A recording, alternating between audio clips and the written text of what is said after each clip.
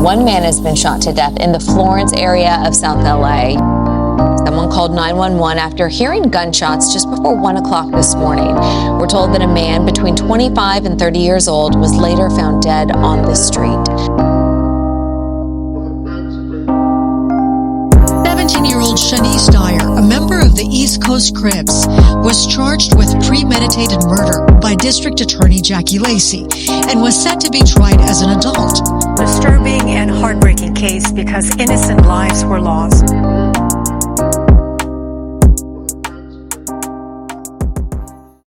In today's video, we're going to be speaking about a situation that would happen between the East Coast Crips and Florencia 13, where 4 people would be shot and 3 would lose their life all in the same exact day.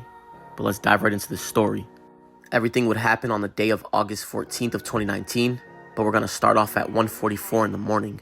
And at that time of 1:44 in the morning, police would receive a call of shots fired on 61st and Broadway. And when police responded, they would find a victim laying on the ground, suffering from gunshot wounds to the head and to the leg. And they would identify the victim as Ray Loris Gordon, aka X-Ray from the East Coast Crips. Police would then canvass the area for evidence, but they wouldn't be able to find no shell casings, so they would assume that the shooter used a revolver. X-Ray happened to be walking down the street with a friend at the time of the shooting, but X-Ray was the only person who would be shot, and the person he was with would call 911, and they would give a description of the vehicle, saying it was a gray Nissan Altima. Police would then pull surveillance footage from the area, and they would see a gray Nissan Altima driving around with scratch marks above the right back tire. So now police would be looking for this gray Nissan Altima in connection with the death of X-Ray from East Coast Crip. And don't forget that X-Ray would be killed at 1:44 in the morning on August 14th of 2019. And on that same exact day, there would be a triple shooting in Florencia neighborhood. This would take place around 7 o'clock at night. And the victims would be 24-year-old Alfredo Carrera and 24-year-old Jose Velasquez. And like we said, this would be a triple shooting, so there would be another person shot, but they never released a name.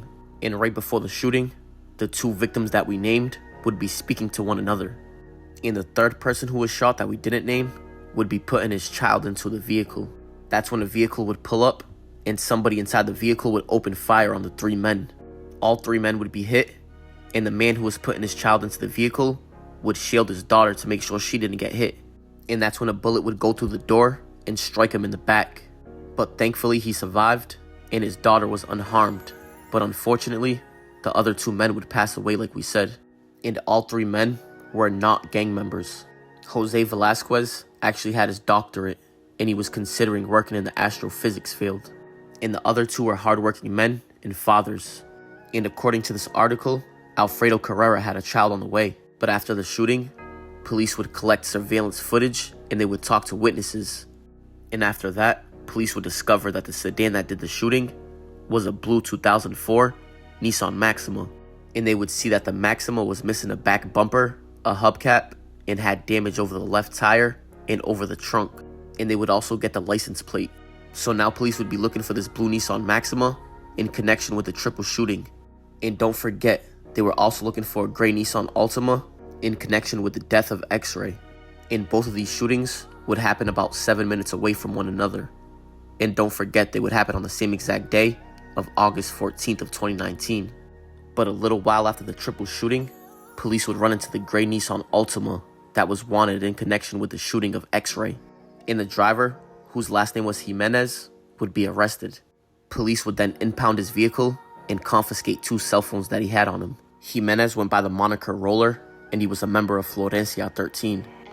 The police would then go through his phone, and they would come across a photo of him holding a revolver that had a laser on it. By the time he got arrested, it was after 12 o'clock at night, so it would be August 15th of 2019. But after he was arrested, they would place him in a cell with a secret informant, and they would do what's called a Perkins operation on him. The informant would tell him that he was also from Florencia 13. That's when the OG member would ask him what he was in for, and he would say he was being accused of killing an East Coast Crip. He would tell him they have no evidence though, no gun, no nothing. All they're going off of is a vehicle. And the informant would ask him what about the shell casings, and he would respond and say it was a revolver. And he would also tell the informant that at the time of his arrest, he was with somebody else that ended up taking off, and that person's name was Bad Boy. He would even tell the informant that the East Coast Crips retaliated by shooting somebody on the block that he lives on, referring to the triple shooting that happened in the same exact day. The informant would then ask him if the dude from East Coast was active. That's when he would respond and say, yeah, he banged on us before we banged on him. And the informant would say, what do you mean? And he would even respond and say it again, saying that he banged on us before we even banged on him. The informant would even ask him if X-Ray threw up East Coast before, and he would respond and say yeah. But this right here should have been the red flag on how he knew the dude was an informant. Because like we said earlier, the police would go through his phone and find a revolver that had a laser on it. And so far, he hasn't mentioned a laser to the informant yet. He's only mentioned a revolver. And on top of that, lasers are not common on revolvers. And out the blue, the informant would ask him about lasers and about the revolver used in the shooting, asking him questions like, is it expensive? And do they sell it separate or together? And he would respond and say he bought it for $250 and he bought it like that. He would even tell the informant that Bad Boy, who he mentioned earlier, was the one that has possession of the revolver and he's hoping he gets rid of it. And with that statement right there, police would book the killer of X-Ray for 1 count of first-degree murder and 1 count of possession of a firearm. And that arrest would happen less than 24 hours after his death. So now police would be looking for the shooters of the double homicide. And on August 16th of 2019, police would finally catch up with the blue Nissan Maxima, which would be accused of the double homicide.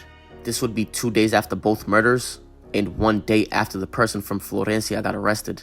But the person that was arrested for this would be Jonathan Johnson, who was 24 years old. And he wouldn't be the only one arrested. And like we said, he would be arrested August 16th of 2019. And after a few days, he would finally be charged with 2 counts of murder, 1 count of attempted murder, and 1 count of discharging a firearm from a motor vehicle. But he wouldn't be the only one arrested for this case, because in November of 2019, somebody named Shanice Dyer, who was 17 years old at the time, would be arrested for the murder also, and she was a female who was from East Coast Crip. And she would even admit to pulling the trigger, and the murder weapon was linked to her.